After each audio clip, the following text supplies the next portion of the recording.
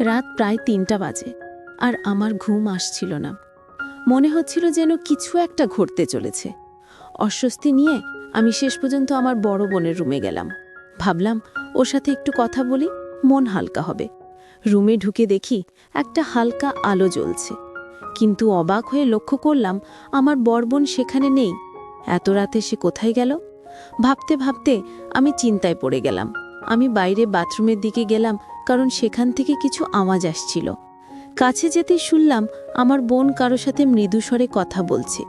ওকে বলতে শুনলাম যেন দ্রুত কাজ শেষ করে, নয়তো কেউ টের পেতে পারে।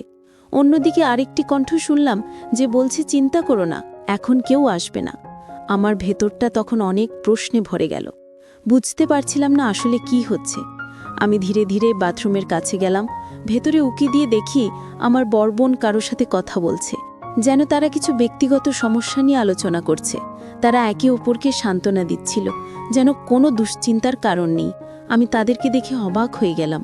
এই পুরো ঘটনা দেখে আমার মনে নানা প্রশ্ন উকি দিতে লাগলো। আমি রেগে গেলাম, কিন্তু বুঝতে পারছিলাম না এই পরিস্থিতিতে কি করা উচিত। মনের ভেতর ভীষণ অস্থিরতা নিয়ে সেখান থেকে চলে এলাম। এক সময় আমার মাথায় একটি চিন্তা এলো। আমি বাথরুমের দরজার সামনে গিয়ে শান্ত স্বরে বললাম, আপু, আমি জানি তুমি ভেতরে আছো এবং কারোর সাথে আছো। আমি বুঝতে পারছি তোমরা কি করছো। দয়া করে দরজাটা ধীরে খুলে দাও, যেন বাড়ির অন্য কেউ টের না পায়। ভেতর থেকে আমার বোনের কণ্ঠ ভেসে এলো, ভাই তুমি ভুল করছো, আমি তো শুধু এটাই বাথরুমে এসেছি, অন্য কিছু না। আমি শান্তভাবে বললাম, আপু, আমি যা দেখেছি তা জানি, আর আমি মিথ্যা বলছি না। দরজাটা খুলতে বলছি, নয়তো মা বাবাকে ডাকবো। ভেতর থেকে আপু হঠাৎ করে কণ্ঠ নরম করে বলল, ভাই দয়া করে কাউকে ডেকো না, আমি দরজা খুলছি। কিছুক্ষণ পরে আপু ধীরে ধীরে দরজা খুলল। সেই মুহূর্তে আমি বুঝতে পারলাম ওখানে আরও কেউ ছিল। এলাকার একটি ছেলে তার সাথে ছিল।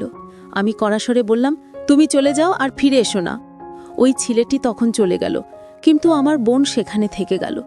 রাগে আমার মনে অস্থিরতা কাজ করছিল, যেন এই ঘটনা বহুদিন ধরে ঘটছে। আমি বোনকে জিজ্ঞেস করলাম, এমনটা কতদিন ধরে চলছে? বোন তখন ভীষণ বিব্রত ছিল এবং বলল, ভাই, আমি জানি এটা ভুল হয়েছে, আমি আর কখনো এমন কিছু করব না, আমাকে ক্ষমা করে দাও। আমি কিছুক্ষণ চুপ থেকে বললাম, তুমি বড় ভুল করেছ, কিন্তু এই ভুলের পুনরাবৃত্তি হতে দেওয়া যাবে না। আমি থাকতে কেন তুমি অন্যের সাথে এমন করছো? তোমাকে তো আমি আগেই জানিয়েছিলাম, তখন তো পাত্তা দাওনি। বোন বলল, তুমি আমার ভাই, এসব বলছো কেন? এবার চলে যাও এবং তোমার জীবন ঠিক পথে নিয়ে আসার চেষ্টা করো। একটি মুহূর্তে আমার মনে হলো পরিস্থিতি অনেক জটিল হয়ে গেছে। আমি বললাম, দয়া করে এই অবস্থার থেকে বেরিয়ে আসো, আমাকে এমন কঠিন পরিস্থিতিতে ফেলো না। আমি বুঝতে পারছিলাম আমার কথায় কিছুটা প্রভাব পড়েছে। তারপর আমি বললাম, তোমাকে তার সঙ্গে কথা বলা বন্ধ করতে হবে। আমি শুধু একা তোমার সঙ্গে কথা বলতে চাই আপু, তোমার জন্য আমি সব করতে রাজি আছি। এরপর আমি বললাম, তুমি যা ইচ্ছে তা করো, কিন্তু সঠিক সিদ্ধান্ত নাও, না হলে আমি মা বাবাকে সব কিছু জানাবো। আমার বড় বোন তখন শান্তভাবে বলল, নাহিদ, তুমি আমার বড় বোন, ভুল বুঝছো। আমি বললাম, তুমি আমাকে ছোট মনে করতে পারো, কিন্তু আমি সব বুঝি। আমাকে নিয়ে ভুল সিদ্ধান্ত নিও না। এই মুহূর্তে আমি খুব বিরক্ত, তবু আমি এখানে তোমার সাহায্যের জন্য এসেছি।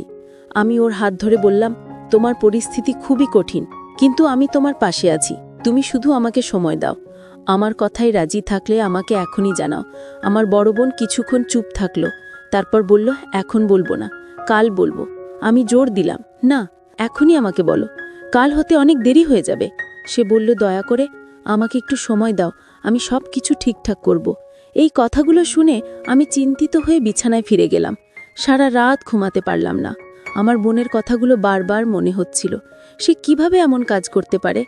এতদিন আমি শুধু সন্দেহ করছিলাম, আজ তা সত্য হলো। সকালে যখন ঘুম ভাঙল দেখি আম্মা নাস্তা তৈরি করে রেখেছেন।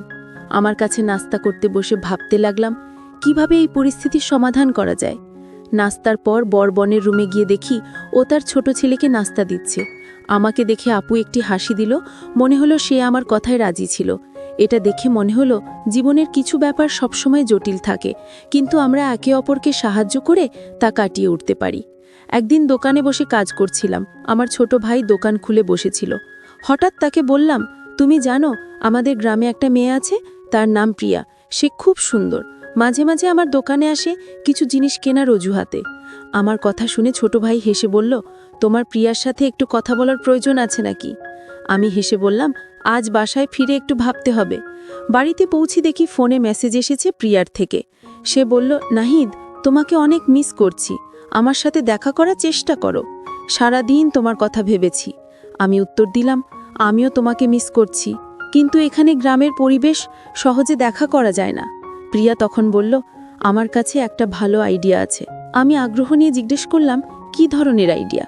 সে বলল, তোমার বাড়ির পেছনের আখের জমি রয়েছে, সেখানে দেখা করতে পারো। আমরা সেখানে শান্তিতে কথা বলতে পারবো।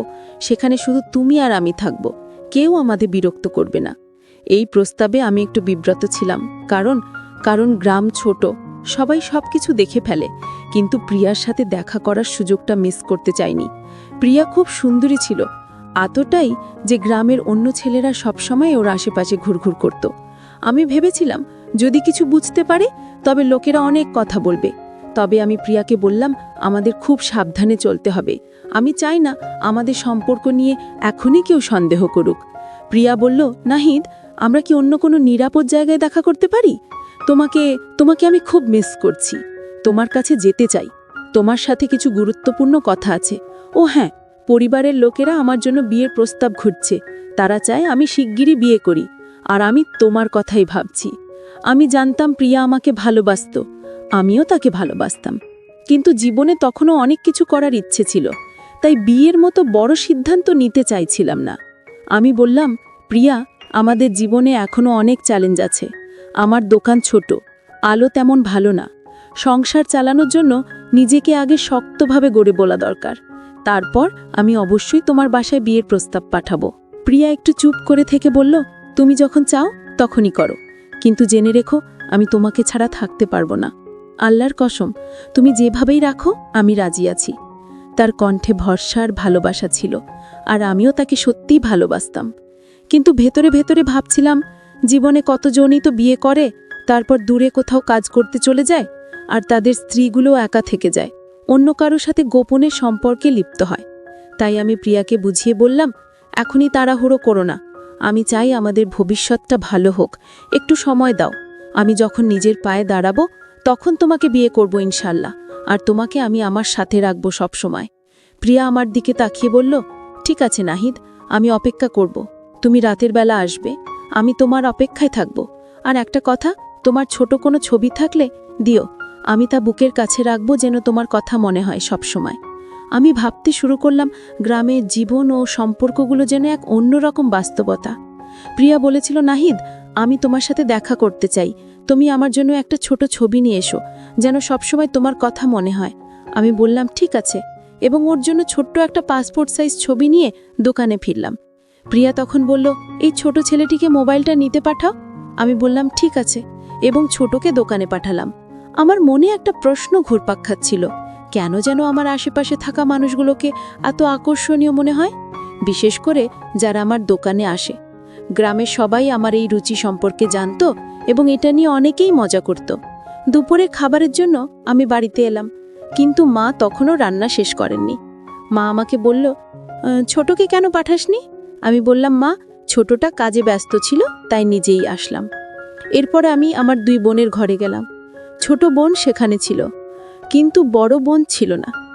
আপু হঠাৎ আমাকে বলল, ভাই, আমি একজনকে পছন্দ করি। আমি বললাম, হ্যাঁ, আমি জানি, সেই ছেলেটা তো। কিন্তু সে বলল, না, সে নয়, সে অন্য কেউ, আমাদের সম্প্রদায়ের না। আমি বেশ অবাক হলাম, তাহলে তুমি তার সাথে কেন দেখা করো? প্রিয়া কিছুটা অস্বস্তিতে বলল, ভাই, সে আমার কিছু চাহিদা পূরণ করে, আর আমি তাকে অস্বীকার করতে পারিনি। কিন্তু সত্যি বলতে, আমি তাকে বিয়ে করতে চাই না।